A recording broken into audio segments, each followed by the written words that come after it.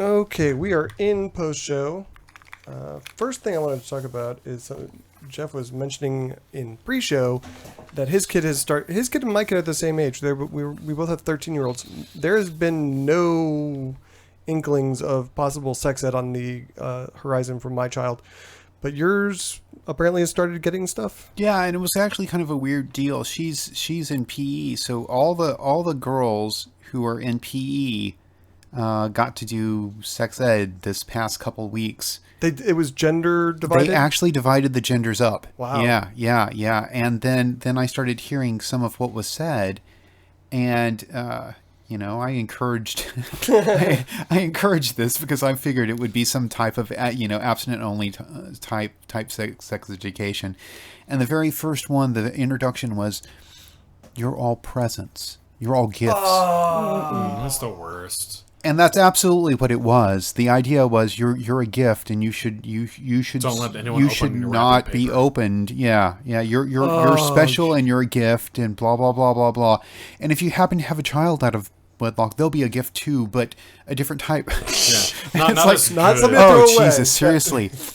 And it's kind of like that sweater that's too small that you get, but you have to just smile and accept it anyhow. Yeah, exactly. And this was all in the very first one. And you have to not have sex. You have to not have sex before marriage, so that when you get married, you can have truly great sex. Is that how that works? That's what I understand. That's such a huge I'm wondering if it was all ruined those for me kids have then. watched porn. They know that's a lie. Well, no, actually, they might turn out a little better if they watch a lot of, well, probably worse. Well, and they've probably seen that show. What is it where they get like two people that have literally never had sex, and they get married, and then they like kind of talk about their sex life when they get married, and universally it was horrible, it was awful, it was awkward, I hated it. That's an awfully scientific way of going about it. Not like abstinence-only sex education, right. Which is exactly what this was. And it was absolutely sad. And, I was trying to encourage my daughter to act up, but she's just not that type. Right. I was like, well, so... It's like, take a stand, start a sexual revolution. Well, it didn't even have to be much. She said I would probably honestly get pulled out of the class if I were to just raise my hand and ask any question. Well, and my question was, well, how does this apply to same-sex marriages? Because a big thing was STDs and the rest, and there are plenty of communicable diseases that are passed in plenty of different ways. Shaking hands, whatever else, but sitting on toilet seats. Well, and like, if you're only ever planning on rubbing your vaginas together, what STD should I be worried about? Right. And honestly, I mean, right now, at least, my daughter is more interested in girls than guys. So I mean, it's pertinent, and it's something that's obviously not addressed there or seen as even a possibility. Well, I mean, was it most women? I don't know most, but like 30 to 20% of women will have some sort of lesbian experience before they finish college. I mean, I think that's important information. And that's just on the DVD. So that's kind of where I was going to go with that one. but that's important information to know for any young man or woman who will potentially find themselves in a homosexual relationship. To know what kind of STDs and how to protect against them. Well, and they did actually mention condoms and birth control and the rest, but it was in the context of these don't prevent it. Right. And they sure don't look at, I mean, the lady didn't even look at them really as forms of prophylactics. Yeah. It didn't. And what they do on that is they spread misinformation in terms of how effective it is. Right. They use the figures for for condoms preventing pregnancy instead of looking at effective use of condoms. Yeah, it was like 85% effective rate just for all condom use, not taking into account ones that didn't use it correctly. Whereas if you take into account just ones where they used it correctly, it's like 99%. And they obviously don't speak about how to use them correctly, which is what the problem is. They don't talk about they don't do the banana thing. Available birth control. No, obviously no banana thing in this class. Which the guys put on. Which would have been more useful. What grade is she? She's in 7th grade. Okay. And I need to talk to them. Yeah, it's. I mean, I really did. I mean, My daughter would record it. I asked my daughter to record it. She said she was going to get a copy of the book to take home afterwards. So I was hoping to have it like sooner rather than later. I haven't gotten my hands on it. Are you gonna do anything, or are you just? Well, instead of making a deal, I just took the opportunity to speak to her directly about it.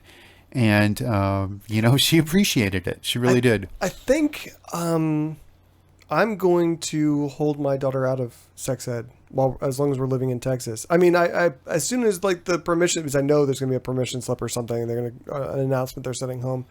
I'm going to go talk to the principal and say, I want to know what's going to be said. And if it's abstinence only, if they're going to tell my daughter she's a gift that she has to keep wrapped until she's, I don't think I'm going to. She's a piece of tape, and the more time she sticks it to something, it won't be as sticky later. I kind of liked having her in there just so that I could hear what was being said, and because it's, and I think she's in there with a bunch of smart kids too. So they're talking about this while the nonsense is going on. And it's surprising how well they read this and kind of roll their eyes at it. There was one like extended metaphor that this lady used like for 2 or 3 classes straight.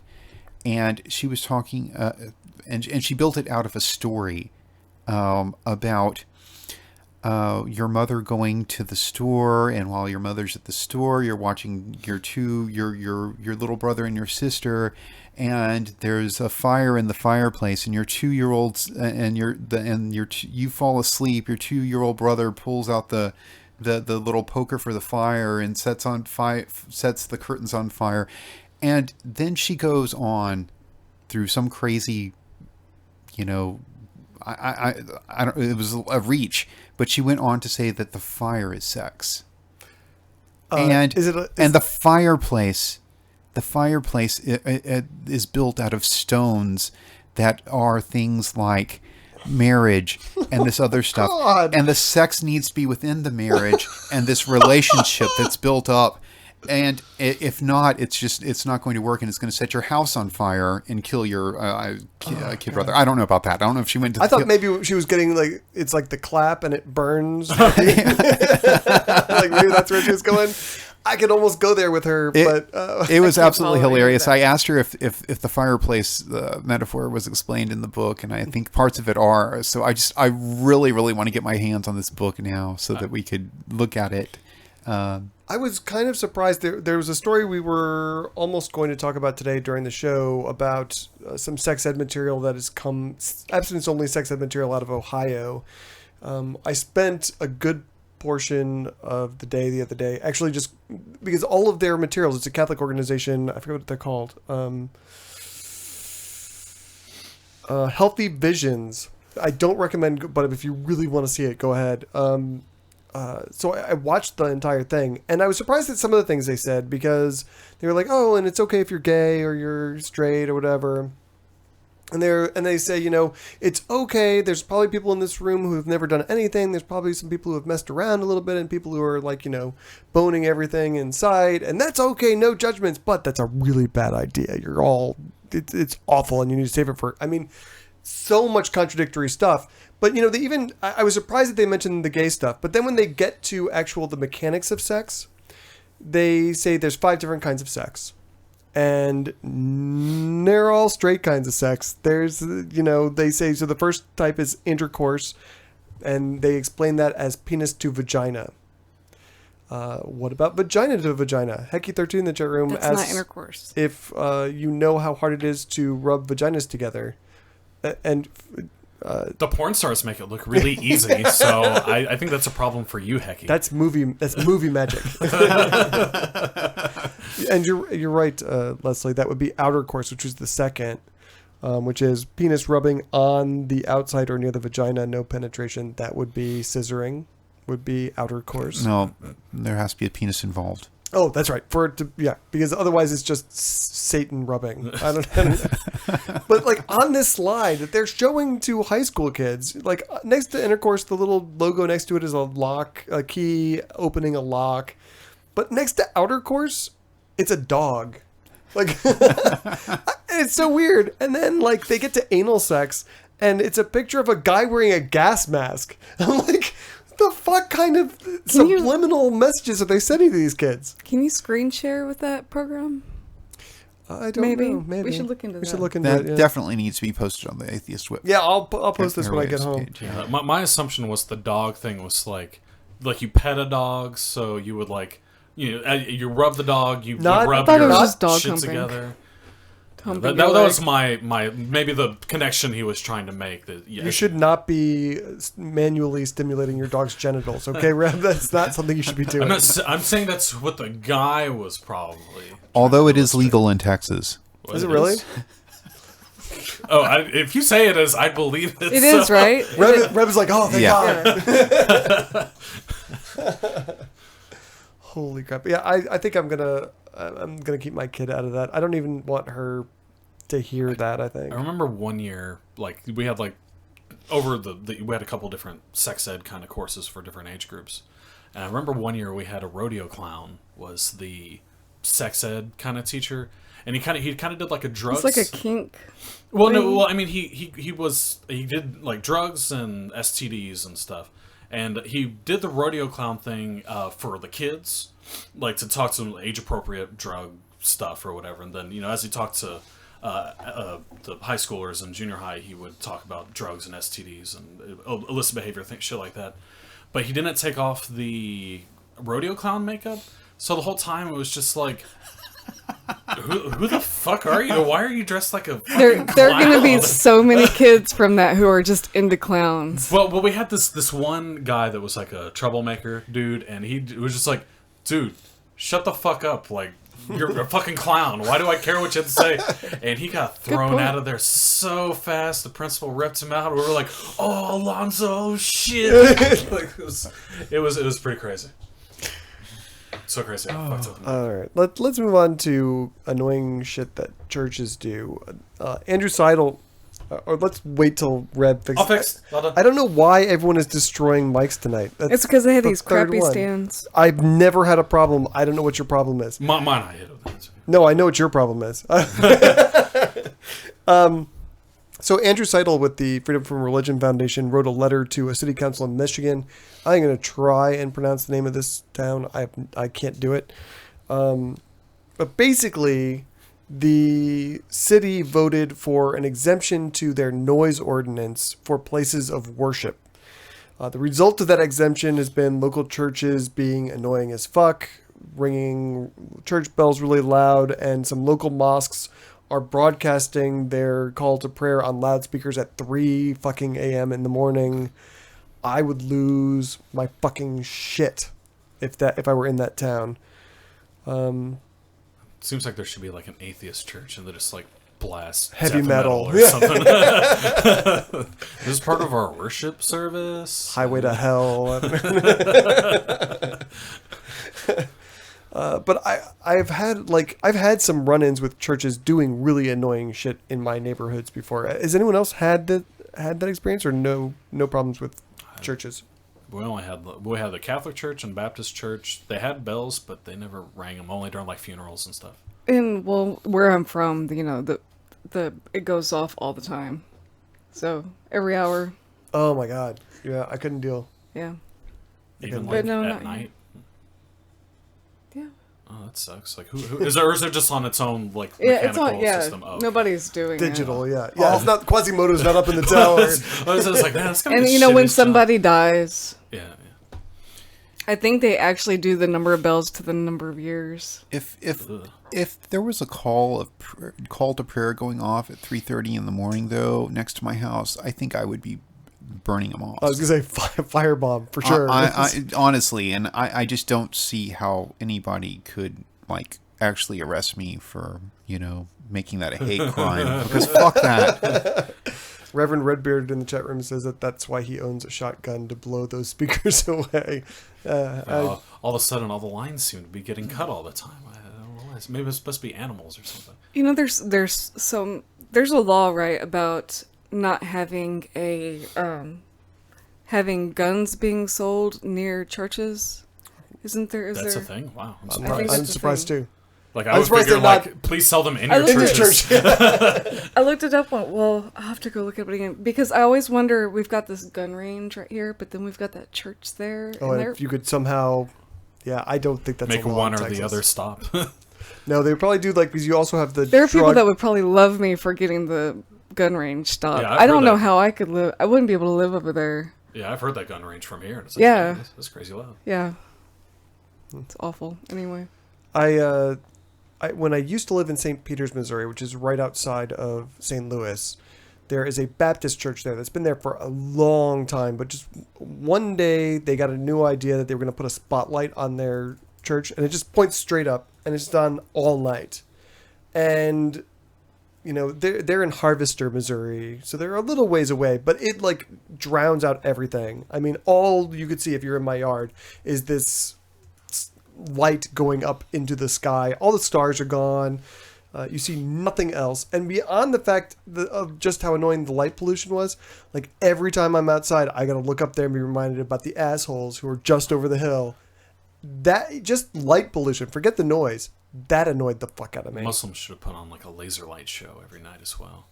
See which one right. people liked more. That would be great. They could do like a rave call to prayer with the laser show. Allahu Akbar. Okay, no. All right. The one that's currently bugging the shit out of me. I live on Padre Island, and there is a Catholic church that's outdoors. I mean, there's no walls. It's right there on the like street a- I live on. It's so Amphitheater, weird. or- it's weird looking. It's like a church. All the pews are stone, so I mean, there's nothing to rot or whatever. But otherwise, it's just like a normal church with just no walls. What happens if it rains? There's a roof, Oh, okay. Oh, like a stone There's roof. right? And there's just pillars around it holding the roof up and Seems whatever. unsafe. But like, I'll be on walks with my kids, and we're walking down the street talking, blah blah blah blah blah, and we're on the sidewalk, and like they get really pissed off. It's like, how dare you speak to be speaking out? It's like, I'm not in your fucking church.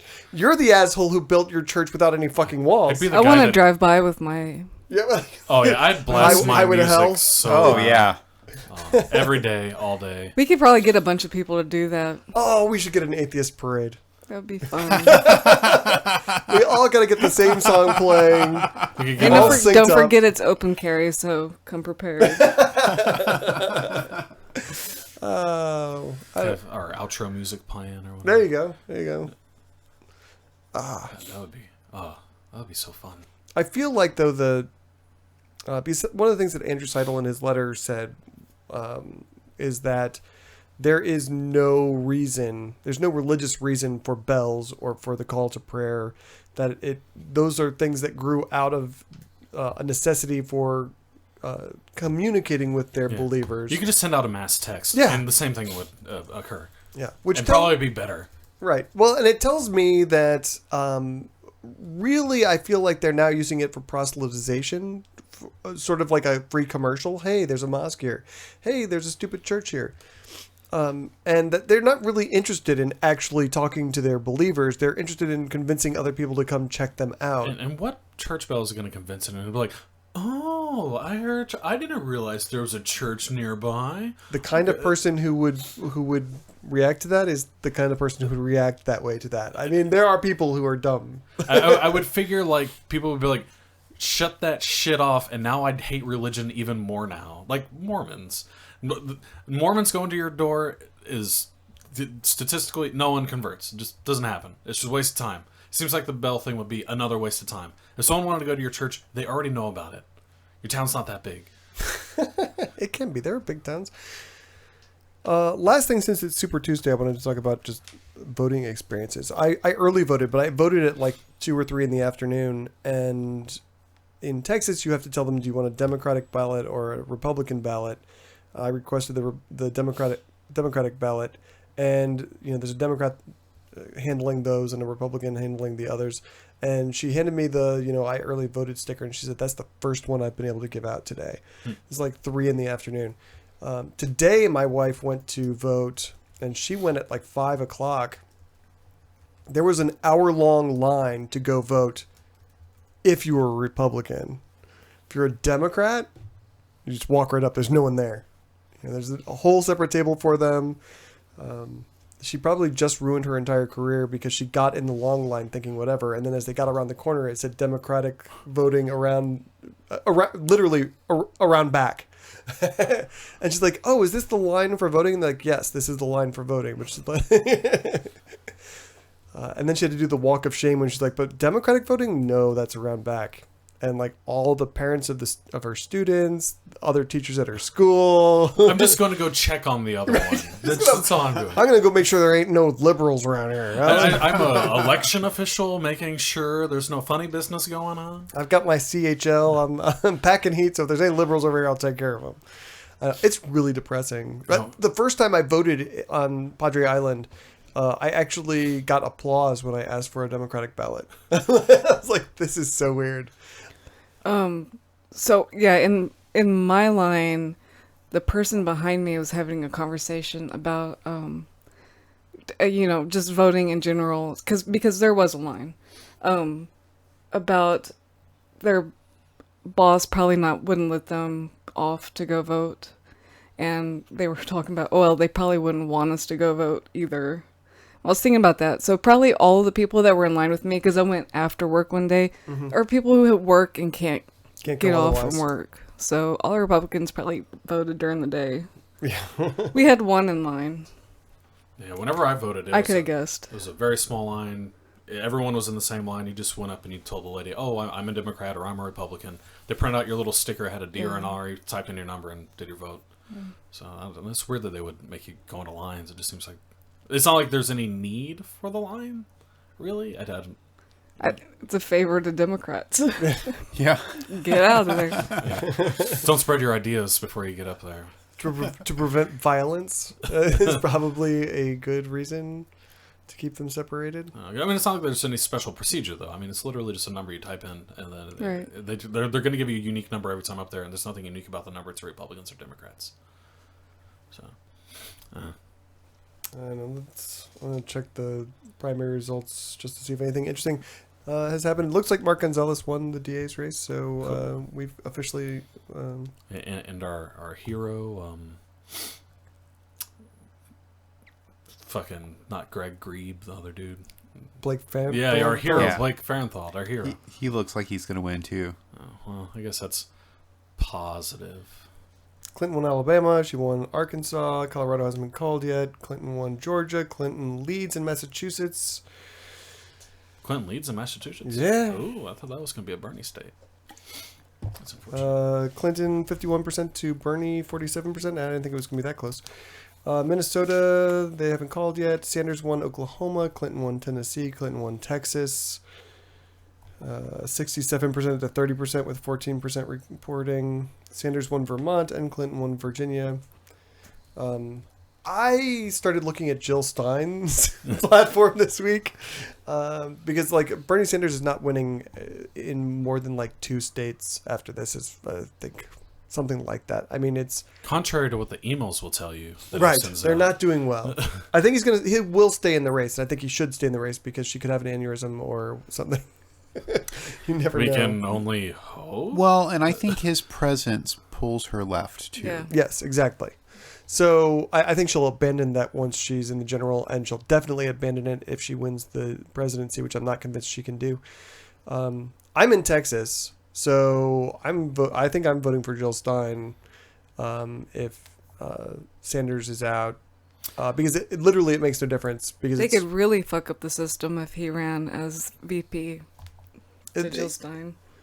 Whoa, dude! I hadn't even thought about that. That would be. But one of the things that I upsetting. wanted to, I'm not advocating everyone to go out and vote for Jill Stein or whatever, but one of the reasons was like, oh, that's really interesting. Her platform calls for 100% renewable energy in this country by 2030. Well, yeah, she's a scientist. She knows a thing or two. I really feel like, because Clinton is even worse on, I mean, Obama is fine on, he believes in climate change, but I mean, he's talking about 2050 to get to like, what, 20%, 30, I can't remember what the numbers are. Well, I think he's talking globally, not just in the United States, right? I'm going to try and look it up real quick, but I can't remember all the numbers. It seems like, from what I recall, Obama's been more of a global focused climate change kind of person rather than a United States focused. Like whatever the global community is doing, that's what he's trying to push the United States to do, I think. I'm trying to find. Let's see. Achieving economy-wide target: reduce emissions by 25% by 2025. To reduce them by 25%. Increase the share of renewables by 20% by 2030, which is where Joel Stein wants it to be 100%. Yeah, it's still just sort of half measures, which I guess maybe they think I can. Yeah, well, because you're trying to bring China on board with that and everything. Because if America is the only one doing it, it doesn't really do the world any good because China's still doing it and everyone else. So, yeah, it's like I said, that's been, I think, Obama's main focus is trying to get all the countries on the same plan. Because if only one country's doing it, it doesn't really matter. Inspike in the chat room says he's cynical and he doesn't think this country is capable of electing a woman to the presidency yet. Or a black person. Well, so that was the first thing I was going to say is, there are people who said that about Barack Obama and black people, but I honestly think that it might be harder to be elected as a woman in this country than as a black man. I have a bit of a rosier outlook just from my inevitable optimism. I mean, if you look at all the general polls, Clinton doesn't do as well as Bernie, but she still beats all the candidates besides in a few very small instances. So I don't think like if Bernie doesn't win, like, oh, we're stuck with Trump, too bad, so sad. I think I think a Clinton presidency is almost inevitable as long as she doesn't really fuck up really bad. I have very little doubt that Clinton will probably be our next president. I wish I had your same confidence, but I do not. But I did just want to just one last time say I think the climate issue is urgent enough that the half measures that Clinton and Obama probably are not sufficient to address it. Well, no, because they're trying to take in like the economic factors, right? So if there's our argument saying that if we went to renewable energy, that would help our economy. And I think personally it probably would. But I think at the same time, it's also now you're going to have all this oil floating out there. And if we're not buying it, we're not using it. Other countries will, and it's going to be even cheaper because there'll be less buyers. I don't